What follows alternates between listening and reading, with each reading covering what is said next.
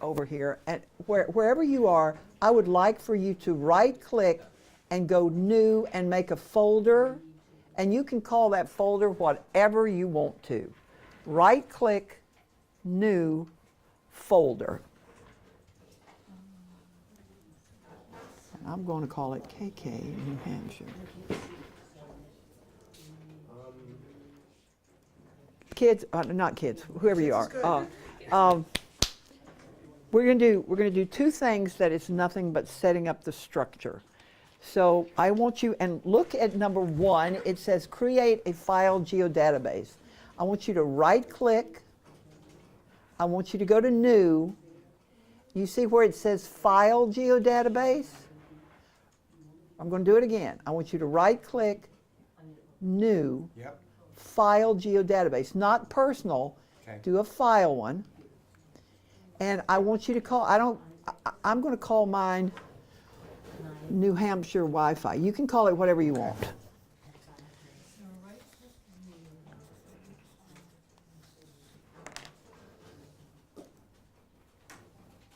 Fair to say no spaces.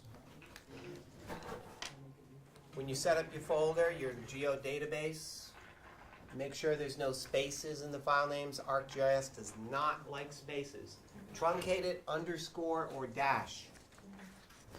Okay, now I want you to get this little piece of paper out because I want you to add something. Number 1,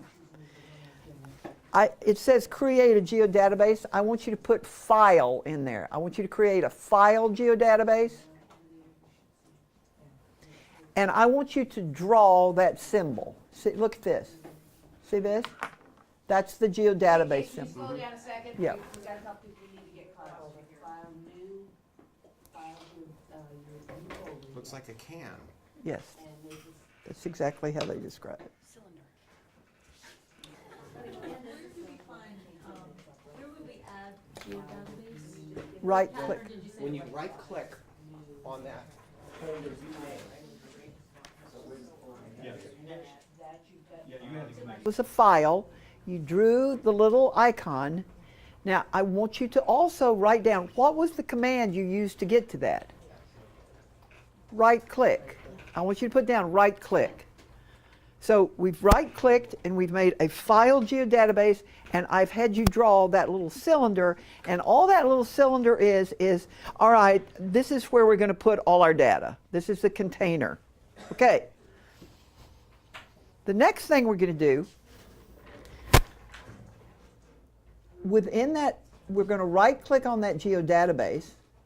We're going to go to New, and we're going to go to Feature Data Set. Feature Data Set. And notice it's got an icon that looks like 3 stacked pieces of paper. See? So we're going to make a feature data set, and it's going to give us a couple more options. I'm going to name mine layers.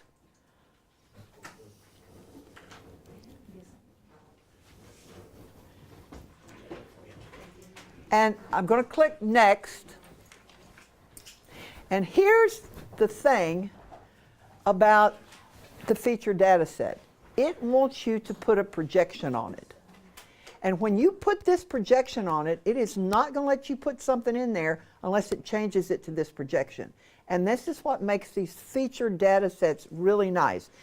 People, I worked with shapefiles forever, and I loved shapefiles. And I kind of, you know how they go into something new and you kind of go, no, no, no, no. Once you start this geodatabase feature data set thing, you're going to really be happy with it. So I'm going to say, what are you all in UTM 18? No, New Hampshire State Plane Feet.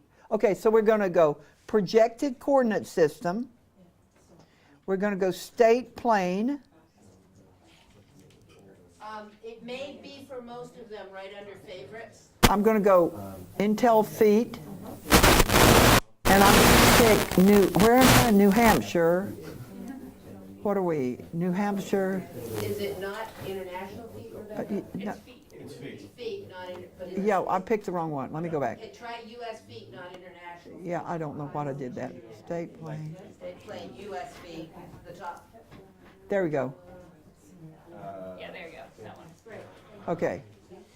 I'm not sure if you can use the 2007.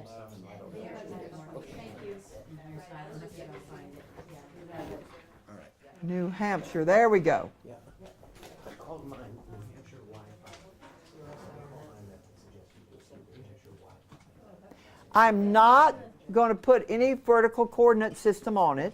I'm not putting that on there. Geodatabase, we've created a feature data set. Now we're going to create a feature class. So once again, the command is right click, On layers. New. On layers.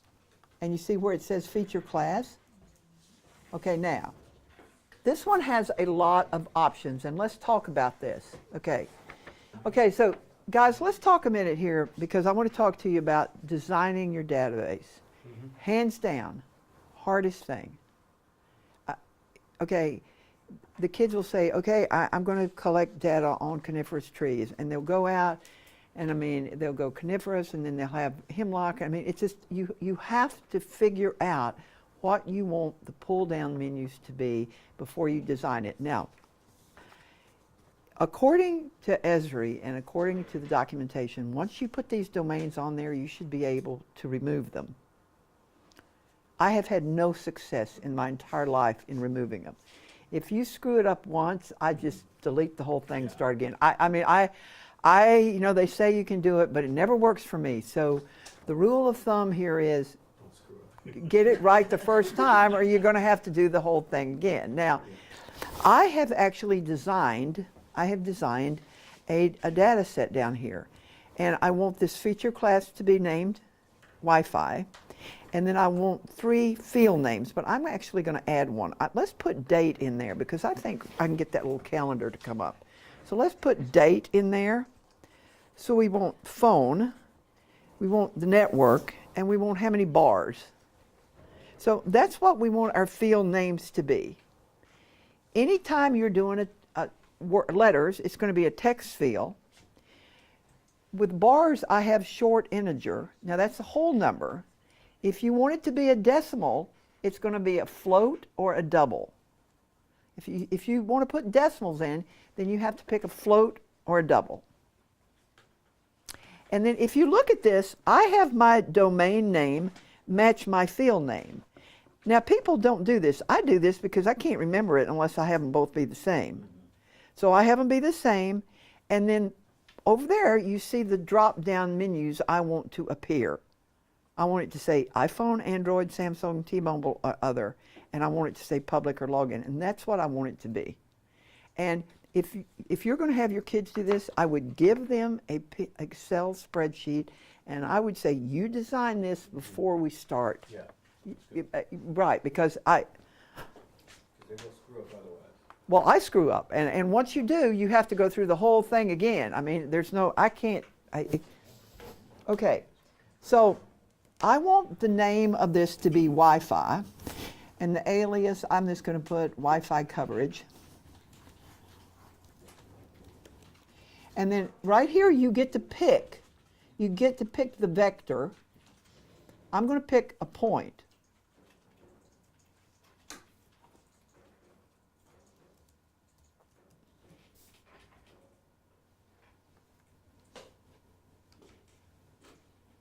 Okay? Mm-hmm.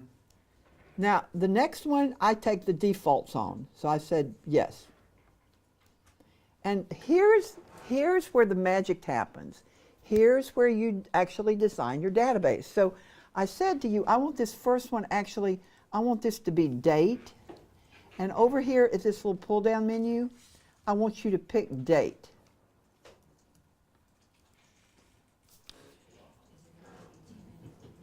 And then this one, I want you to pick phone. And I want that to be a text. I want this to be network. And I want that to be a text. And this is how many bars you have. And I want that to be a short integer. And remember, if you're collecting if you're collecting pH, you want that to be a double. That's a decimal, right? 7 or no, oxygen is a decimal. So then you'd pick a float or a double. Kathryn, you have bars and then text and short integer blue. Is that? It should be picking that. you want the collector person? Collector name? Why is this being shown? I don't want this. What is this doing? I think you'd put text in the same row as bars. I don't want that to say anything. Get out of there. Uh-oh. Oh, God, no. Is this when you have to do it all over? I don't know. Maybe. I don't want anything in there. Can we cancel this window and go back? Can you highlight the little square to the left? That little tiny, the far left. The Far little left. Far left, far. far left, yeah, and highlight that and hit All right. All right.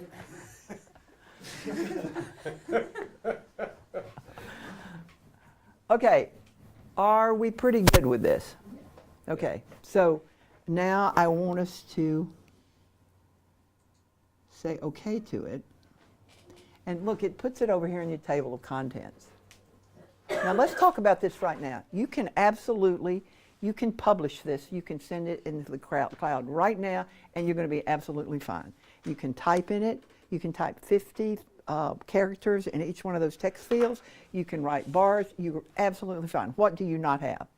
Pull down. You don't have your pull downs. That's what you don't have. We actually decided as a group that our geospatial semester students were going to have to keep their data in these geodatabases. The reason being, they have them all over God knows what, and we can't ever find anything. So we made them, we said, when you do your project, you have to put this stuff in a geodatabase. So that was one of the reasons we did that, because well, I don't have it here, so-and-so has it in his pocket, and I don't have it here, they took it home with him, and you know, all that, so we've got it in one geodatabase. Okay, now, All your students in one geodatabase? No, each one- student has their own geodatabase. each if they're doing a project and they're a group of two, they have a geodatabase. That is, we did that, we got away from shape files, because they were all over the place. I mean, we couldn't ever find where anything was, so that's kind of the deal. Now, I can tell you one other thing that we decided as a group of people for students that were going to get college credit. They are not allowed to ask us what to name it or where to put it. I said, you cannot graduate and get college credit if you cannot figure out where to put this data and what to name it. Do not, because they get mad at you. They'll say, I don't know where it is. What do I name it? I said, I don't know. I don't know. So that was one of the things we got together and said, you got to know how to do this. May I ask, Yes. maybe also for the benefit of the other people who are new here, but I admit it's for me, what's the advantage of doing it as a geodatabase as opposed to shape files? I mean, Well, then you have to back up and define shape Well, files if you're talking. You cannot, that's part of why I went there. you cannot put these domains on a shapefile. Okay. Now, a shapefile is actually a collection of files, several files. In order to have something appear on an ArcGIS map as a shapefile, you're going to have at least an SHP, that's the extension, a shapefile. You're going to have an SHX. You're going to have a DBF file, which is actually the data, the spreadsheet data. And then you're going to have a PRJ file, which is the projection file. It's a text file. And it simply explains how these three go together. So you take all four of those files, and sometimes more, that's a shapefile. I get shapefiles, but I don't get geodatabase. So I'd love to have somebody explain to me what that geodatabase is then. I'm going to tell you what I know about geodatabases. It's a container that we take shapefiles and put them into it and make it into a feature class. And because it's in this container, you can do a lot of good things for it. That's all I know. Now, here's my problem. This is where Charlie and I get into it. He always says, well, you can always add zipped shapefiles. Well, that means somebody has to take them out of the geodatabase and then zip them up. And so I said, well, Charlie, how are they going to do that if they don't have desktop? I mean, how are they going to get them out of the geodatabase and make them into a shapefile and then zip them up if we don't even know what we're doing? So We've gone through a couple of, I mean, because you all have had this a couple of times, you've seen the way the software is developed, and you know these different file structures, and each one of them is kind of good for different things. I mean, the only way you can get this feature class into the cloud is if you publish it. But to add it as a zipped shapefile, you have to take it out of the geodatabase, make it into a shapefile, and then zip it up, and then you can. So, Well, what would be any advantage of that versus publishing it? well, Charlie wants people to be able to do it without using desktop. Right. But the domains don't come over. But we're not buying that. We haven't drank that Kool-Aid yet. I've never drunk that Kool-Aid. But I am a lone voice crying in the wood. I've never drunk that Kool-Aid. Well, if you are, then at least I think we're on that same place. We think that there is a place for desktop. That's why we're here today.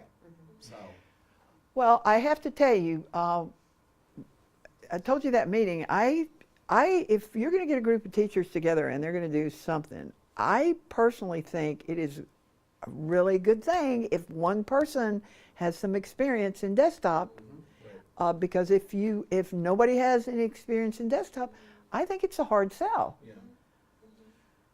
But isn't it true though that they're gonna eventually make it so that you don't need to have a desktop to create the domains and all this sort of stuff? I don't know how they're gonna do this. That's the rumor. Oh, that's rumor, okay. I They do thought there everything was. else, I believe it. I believe it too. I think that they're going to this software as a service, that it's all going to be web-based, but we're not there now, and I'm kicking and screaming. I think we're still better off with something on these machines. But this, you know, as a district whose internet goes down frequently, Yeah. I like being able to work on something and not be dependent on what's going on with my Wi-Fi service or whatever on my online. I can play with it, do what I want with it, and then have it available. So. Can I ask just, I'm gonna ask Rebecca this question. Do you see it as far as, I mean, we have several different purposes and uses of desktop. And how we use desktop in education is in some ways different than how they would use desktop in public planning, in, you know, other areas where they are collecting and storing massive amounts of data, you know, on a much larger scale than what you would do in a classroom. Do you see that being possible in the cloud? I mean, I don't know if I'm getting off. No, you could. I'm using it more and more in the cloud because I'm getting skills enough, and now there's some merge in the cloud, and you can do a lot of things you couldn't do a year ago in the cloud. I think maybe at some point they're releasing this Pro, which I'm not really familiar with. But I'm thinking there might be a Pro cloud version. If you want me to tell you what I think they're going to do, is I think in 5 years they're going to go to Pro and have everybody have an organizational account to use it. I think they're going to have ARC Pro for the GIS professionals, and I think they're going to have everybody else in the cloud. That's what I think. Because you can't even get on Pro unless you have an organizational account. Right. And it's pretty impressive. It but is pretty impressive. It is But pretty it- impressive. And Pro but- is just basically taking desktop and making it really nice ribbons like Word. You know, it's really, and so they're trying to streamline, because this interface has been around for a long time, Yeah. and it's the learning curve is like this, so I think they're trying to flatten out the learning curve. This lady back here hit on the thing that as a classroom teacher would kill me. I mean, Right. Yes. That's because, what I'm you saying, know- having your data stored up in the cloud instead of having your data stored in office. I mean, I just see that as Well, being a what huge- Robert and I were talking about, though, Yeah. and what you said was, okay, I did start off in intermediate school, and there's only so much of a wait time. If those kids have to wait for 5 minutes, they're choking each other and sticking stuff in their ears. I mean, Yeah, it's now 30 seconds. It used to be 5 minutes, Attention but now span it's cut 30 down. seconds. well, there's only so long. There's only so long you can say this is going to be really cool that they're just going to give up And all hope. that's actually, we have server GIS, and I bring all the data actually down to my desktop and process it local, because it's so much faster. Even with that, so it's kind of the same thing, either trying to get your data in from the cloud, it's just slower, so you're chugging. So I can see that unless that improves greatly, like we have this huge increase of, But it can't, because Internet. it's a constant, kids are now bringing 4 or 5 devices in. They're downloading Breaking Bad at the same time they're watching Shark Tank on Netflix, and it's going to occupy the bandwidth. So we're not gonna get so school. unless there's a huge improvement in that technology, I don't see it. You know, when it's Not- lunchtime at not in the the high United school, States. you can't do anything in your classroom, you know. Well, see, the other thing that you have to realize in schools, all that protection they put on there, those firewalls, that cuts it down too. I can tell you that it's really, the reason I don't, it's completely retire, I keep going back into the school, is because when I sit in my house and I have this great computer and I have a great internet connection, I can fly.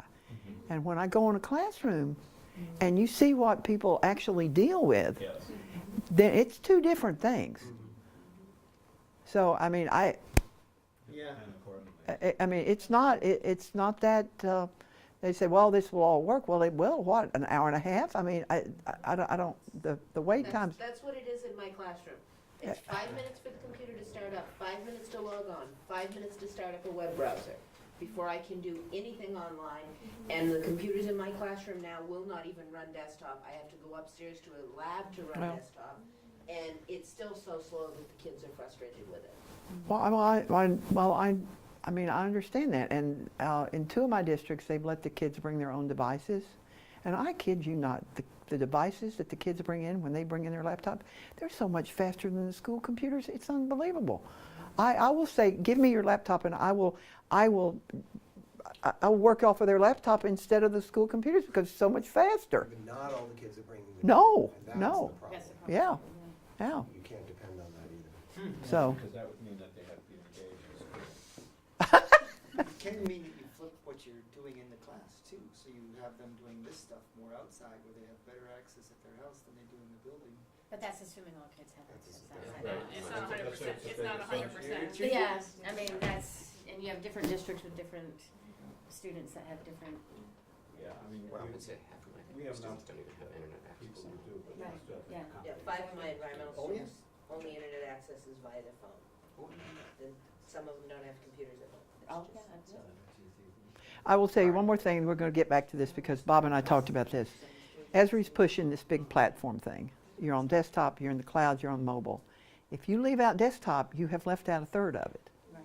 I mean, you can't have this big platform they're pushing if you leave out this one part. So